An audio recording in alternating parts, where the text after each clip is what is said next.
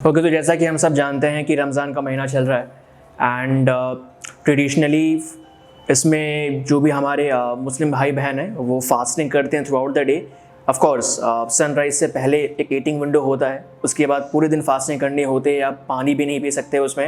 And after that, after sunset 6 या 7 बजे के बाद फास्टिंग टूटती है। तो ये एक टिपिकल, जैसा कि हम सब जानते हैं कि एक कन्वेंशनल एक फास्टिंग रूटीन होता है रमज़ान में, जैसा कि हम सब देखते हैं लोगों को करते हुए। तो ना इस वीडियो में हम बात करने वाले हैं कि बेसिकली जो ईटिंग हैबिट्स नोटिस की है, जो मेरे फ्रेंड सर्कल में लोग हैं, जो मेरे जो क्लाइंट्स हैं, जो मैंने नोटिस किया उनको, तो एक चीज़ जो मैंने देखा कि जो ईटिंग का जो पैटर्न है, मतलब एक चीज़ तो हमने समझ ली है कि आपको सनराइज़ से पहले खाना होता है, फिर सनसेट के बाद आप खा सकते हो, जो फिर आप इफ्तारी में जब आप फास्ट को ब्रेक करते हो।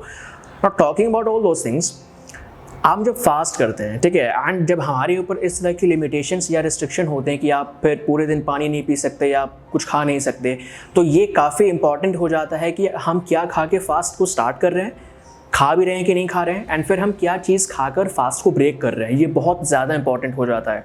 एंड मैं जहाँ पे बहुत से लोगों को फेल होते हुए देखता हूँ, और वैसे लोग ना, फिर आप ऐसा मानो, वो फिर चाहे आप रमज़ान की बात कर लो या फिर चाहे किसी और धर्म में जो फास्टिंग है, जैसे आप सनातन धर्म में आप देखोगे नवरात्र रखते हैं लोग, तो वहाँ पे आप जो एक चीज़ नोटिस करोगे कि जो लोग खाने के बहुत शौकीन होते हैं वो फिर फास्टिंग बस नाम का करते हैं। उनका पूरा ध्यान, जो पूरा फोकस होता है वो बस घर ही पे होता है कि कैसे वो टाइम फ्रेम पूरा हो जाए एंड मुझे फिर फास्ट ब्रेक करने को मिले।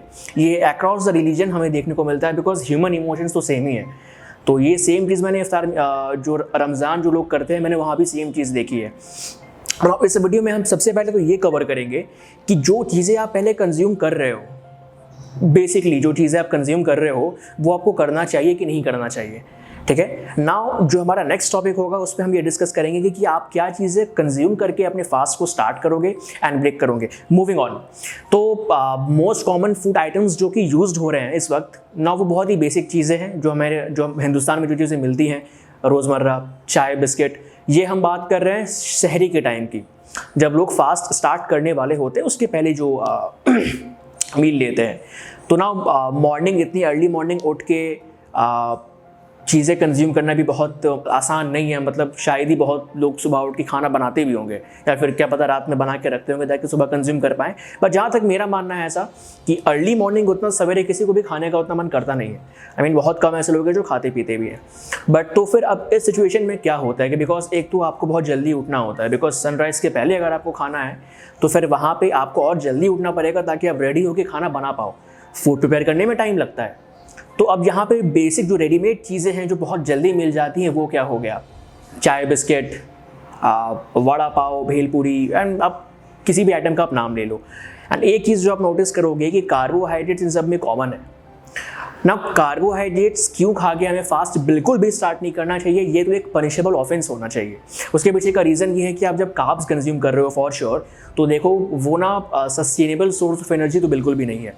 आपने कार्ब्स कंज्यूम किया, एकदम से आपका इंसुलिन स्पाइक हुआ, आपको फॉर अ टाइम बीइंग आपको सैटिस्फाइड फीलिंग हो रही है, बट वो जब इंसुलिन क्रैश करेगा ना, तो फिर आपको फिर भी उतनी ही ज़ोर से भूख लगने वाली है। तो या तो हम कुछ ऐसी चीज़ कंज्यूम करें जिसकी मदद से हमें through out the day sustainable energy मिले। तो जो चीज़ें आप ऑलरेडी कंज्यूम कर रहे हो, for example tea, biscuits, bread, jam, रोटी, चावल या कोई भी चीज़, कोई भी ऐसे फूड आइटम, आप उसको प्लीज़ अवॉइड कीजिए। एंड बहुत से लोग कहते हैं कि हम कॉम्प्लेक्स कार्ब्स खा लेंगे, sweet potato. Complex carb and simple carbs की अगर हम बात करें, डाइजेशन रेट में कोई बहुत ज़्यादा डिफरेंस नहीं है। ओके, अगर आप ग्लाइसेमिक इंडेक्स की बात करोगे ना, ग्लाइसेमिक इंडेक्स मतलब कौन सा फूड आइटम इंसुलिन को कितना स्पाइक कर रहा है, उसको हम मेजर करते हैं ग्लाइसेमिक इंडेक्स से। तो सिंपल एंड कॉम्प्लेक्स कार्बोहाइड्रेट्स की जो ग्लाइसेमिक इंडेक्स है वो मोर और लेस सेम है, बहुत ज़मीन आसमान का फ़र्क बिल्कुल नहीं है, बहुत मोर और लेस सेम है। तो वहाँ पे अगर आप ऐसी बातें करोगे कि हम स्वीट पोटैटो खा लेंगे, हम चावल की जगह अगर हम रोटी खा लेंगे तो मेरा काम हो जाएगा, मैं बोलूँगा कि ऐसा कुछ मत कीजिए। बिकॉज फिर क्या है ना, थ्रू आउट द डे आप फिर वही सफ़र करते रहते हो, आपका जो ब्लड शुगर है वो क्रैश करता रहता है, राइज होगा, क्रैश होगा, एंड पूरे दिन आप खाने के बारे में आप सोचते रहोगे कि बस यार कुछ भी करके मेरा जो फास्टिंग विंडो है वो ख़त्म हो जाए और मैं खाना खा सकूँ। बिकॉज आप यहाँ पे ये भी देखोगे, जस्ट बिकॉज आप फास्टिंग कर रहे हो तो डज नॉट मीन कि आप काम छोड़ दोगे। काम तो आपको करना ही है, जो भी आपके रोज़मर्रा के काम है, आप जॉब करते हो, आप ऑफिस जाते हो, वो आपको कंटिन्यू रखना है। तो ना आपको फास्टिंग करनी है, ताकि आपकी जो भी पर्सनल लाइफ में की कमिटमेंट्स है वो आपकी प्रोफेशनल लाइफ को मतलब अफेक्ट ना करे। इस चीज़ का भी हमको ध्यान रखना पड़ता है। तो अब हम ऐसा जो फूड आइटम्स हम क्या नहीं खाएं, तो हर वो फूड आइटम जो कि rich in carbohydrates, be it simple be it complex, we need to avoid those. And what are those food items? Of course आप जो भी बेसिकली खा रहे हो वो कार्ब सोर्स ही है, अनलेस आप कीटो डाइट पर हो। तो आपने स्वीट पोटैटो या पोटैटोज़ या आप जो रेडीमेड चीज़ें मिल जाती हैं ईजी टू कंज्यूम, जो कि लेस टाइम लेती है प्रिपेयर करने में, वो सारी चीज़ें, चाय बिस्किट ब्रेड पराठे, साउथ इंडियन अगर आप हो तो साउथ की डिशेस आप ले रहे हो, maybe idli dosa sambar, all those things needs to be stop. तो मॉर्निंग में आप कुछ ऐसा कर सकते हो कि मैं आपको रेकमेंड करूँगा कि have way protein in the morning itself. Now way protein आप कोई भी ले सकते हैं, B it man, B it women, B it kids, कोई भी बच्चे बूढ़े लोग वे प्रोटीन कंज्यूम कर सकते हैं मॉर्निंग में। तो मैं आपको सजेस्ट करूंगा कि इन जो कार्ब लोडेड फूड आइटम्स हैं प्लीज़ इसे अवॉइड कीजिए and go with fat and protein, और you can simply fat and protein साथ में कंज्यूम करना इसलिए भी ज़रूरी है because that fat will give you the feeling of satisfaction. अगर आप ऑलमोस्ट सिर्फ प्रोटीन अगर आप कंज्यूम कर रहे हो तो ऐसा हो सकता है कि फिर आपको थोड़ी देर के बाद फिर भूख लगे तो हमको ऐसा है कि हमको कुछ चीज़ें ऐसी कंज्यूम करनी है which should be high in fat and protein. And now अगर हम बात करें इफ्तारी की, तो ऑफ कोर्स सनसेट के बाद आप जो चीज़ें कंज्यूम करके अपने फास्ट को ब्रेक करते हो तो वहाँ पे आपको क्या चीज़ें नहीं खानी है।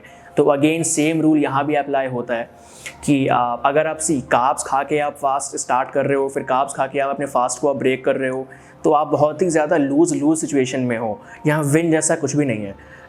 बोथ द टाइम इतना कार्ब्स एंड शुगर कंजम्पशन आप ले रहे हो, तो आप ऐसा मानो कि आप चाहे फिर फास्टिंग करो या ना करो। बहुत ऐसे लोग बोलते हैं कि फास्टिंग करने के बेनिफिट्स हैं, मल्टीपल बेनिफिट्स, वेट लॉस होता है, बॉडी डिटॉक्स होती है, वो सब चीज़ें।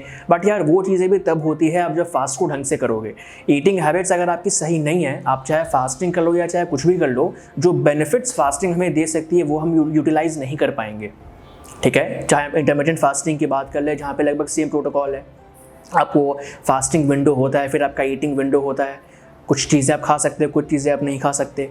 तो मोरलेस सेम प्रिंसिपल यहाँ भी है। फास्टिंग का जो प्रिंसिपल है वो हर जगह सेम बैठता है। अगर हम बात करें फूड आइटम्स के बारे में, तो लोग इफ्तारी भी ब्रेक करते हैं। तो 2-3 चीज़ें जो मैंने अपने आसपास के लोगों से पूछा कि आप क्या कंज्यूम करके फास्टिंग ब्रेक करते हो, and I was very surprise to know कि 2 to 3 डेट्स या खजूर, या फिर आप ऐसा मानो जो हमारा इंडियन देसी जो कोल्ड ड्रिंक है विच इज़ रूह अफ़ज़ा, इतना शुगर होता है उसमें रूह अफ़ज़ा में, एंड वो चीज़ें कंज्यूम करके अपने फास्ट को आप ब्रेक कर रहे हो। तो इतना जो शुगर आप एकाएक अपनी बॉडी में ले रहे हो, सोचो कि आपकी बॉडी का इंसुलिन रिस्पॉन्स कितना ज़्यादा होगा। मेरी बात को याद रखना, आपकी बॉडी में जब इंसुलिन ज़्यादा भड़केगा ना, आपकी बॉडी में इन्फ्लामेशन ज़्यादा होगा, एंड फिर जिस कारण से आपको फिर बॉडी में पिंपल्स, एकने, बॉडी पेन, उन चीज़ों की आपको समस्या रहती है। तो बॉडी में जो इन्फ्लामेशन है उसका सीधा डायरेक्ट रिलेशन है with your insulin response. Now insulin को स्टेबल हम कैसे रख सकते हैं? कार्बोहाइड्रेट्स कम कंज्यूम करके। यहाँ पे आप क्या कर रहे हो, सहरी में भी आप कार्ब्स ले रहे हो, इफ्तार में भी आप कार्ब्स ले रहे हो, तो यार आप शुगर इतना ज़्यादा आप कंज्यूम कर ले रहे हो कि पूरे दिन की जो आपने फास्टिंग कर रही है ना, वो पूरे फास्टिंग के जो बेनिफिट्स आपको मिलने चाहिए उसको आप नलीफाई कर रहे हो। तो स्टॉप डूइंग दैट।